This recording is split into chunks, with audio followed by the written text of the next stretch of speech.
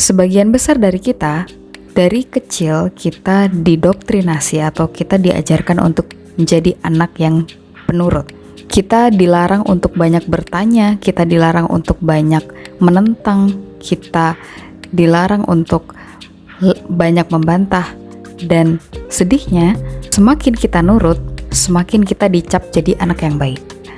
Tapi sebetulnya, siapa sih yang diuntungkan dari perilaku nurut kita itu? Di video kali ini aku pengen banget ngebahas soal nurut yang sering terjadi di lingkungan kita dan sebagian besar dari kita mengalami hal tersebut.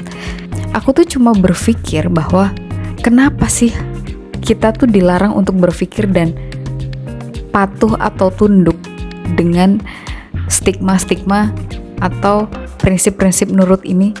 Aku merasa bahwa ini tuh sebuah pembodohan. Aku merasa seperti itu. Jadi, apa sih definisi nurut itu? Jadi, nurut itu adalah mematuhi suatu perintah tanpa mempertanyakan atau menggunakan daya kritis sedikit pun. Kita sering diminta sebuah tindakan tanpa penjelasan sedikit pun. Dan menurut aku, ini kontrol sebetulnya.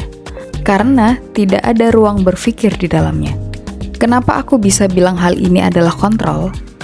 Karena kita nggak dikasih kesempatan untuk kita memakai akal sehat kita. Kita tidak diberi ruang untuk berpendapat, atau kita tidak diberi ruang untuk berbeda pendapat. Kita juga nggak dikasih hak untuk bertanya. Yang diharapkan cuma kepatuhan. Sedangkan kepatuhan tersebut memudahkan orang lain untuk mengatur hidup kita. Seringkali aku merasa sedih melihat fenomena ini karena fenomena ini atau kejadian ini sudah terlalu mengakar di lingkungan sekitar kita, bahwa orang-orang yang nurut itu dikonotasikan sebagai orang-orang yang baik. Misal seperti di keluarga contohnya, anak-anak yang nurut adalah anak-anak yang baik. Di sekolah, anak-anak yang baik adalah anak-anak yang nurut. Di dalam hubungan atau relationship, pasangan yang baik adalah pasangan yang nurut, terutama untuk perempuan.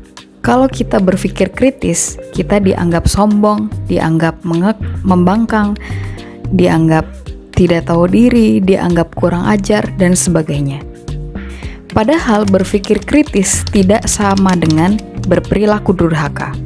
Dan sedihnya, ternyata terbiasa untuk nurut ini punya dampak negatifnya. Kita jadi takut beda pendapat, kita jadi takut sama konflik, kita jadi sangat mudah kena manipulasi, kita jadi gampang kena iming-iming, dan yang paling menyedihkan adalah kita jadi nggak punya kendali atas diri kita sendiri. Hidup kita ditentukan oleh orang lain atau kontrol orang lain, akibat dari kita harus nurut. Berbeda antara kita nurut karena takut versus kita nurut setuju karena kita sepakat. Nurut karena takut itu contohnya misal kita takut dimarahin, atau kita takut untuk ditolak, atau kita takut kita dibilang anak yang gak baik. Berbeda dengan nurut setuju karena kita sadar. Kalau kita setuju karena sadar, berarti kita sudah paham akan alasannya. Kita sudah mempertimbangkannya, dan kita masih tetap punya pilihan untuk tidak setuju. Dan ini dua hal yang berbeda. Konsentrasinya sama-sama nurut, tapi yang satu nggak pakai mikir, yang satu lagi pakai mikir. Tapi aku mengerti kenapa di lingkungan sekitar kita sudah mengakar sekali stigma-stigma atau fenomena bahwa orang nurut itu adalah orang baik. Karena aku merasa bahwa orang-orang takut dengan orang-orang yang berpikir kritis. Orang-orang takut dengan orang-orang yang pintar dan mereka bisa memakai akal sehatnya. Karena orang yang berpikir itu orang yang susah untuk dikontrol. Orang yang mampu berpikir kritis itu orang-orang yang sulit untuk dimanipulasi. Orang-orang yang punya batas atau boundaries, mereka sulit untuk ditekan. Sehingga orang-orang yang ingin mengontrol ini, mereka nggak punya power. Makanya mereka takut. Karena kontrol itu butuh kepatuhan, sedangkan kemandirian butuh kesadaran.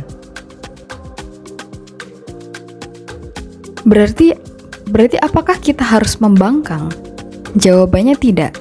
Ini bukan soal melawan. Ini bukan soal keras kepala, dan ini bukan soal tidak hormat. Tapi soal kita punya hak penuh untuk bertanya, kita punya hak untuk memahami, kita punya hak untuk berbeda, kita punya hak untuk bilang, aku nggak setuju. Dan aku mulai sadar bahwa kedewasaan tuh bukan soal nurut, tapi soal seberapa sadar ketika kita akan memilih. Dan aku merasa anak baik belum tentu merdeka, tapi orang yang berpikir adalah orang-orang yang punya kendali atas dirinya sendiri, atas hidupnya sendiri. Terima kasih udah nonton video ini, sampai jumpa di video selanjutnya.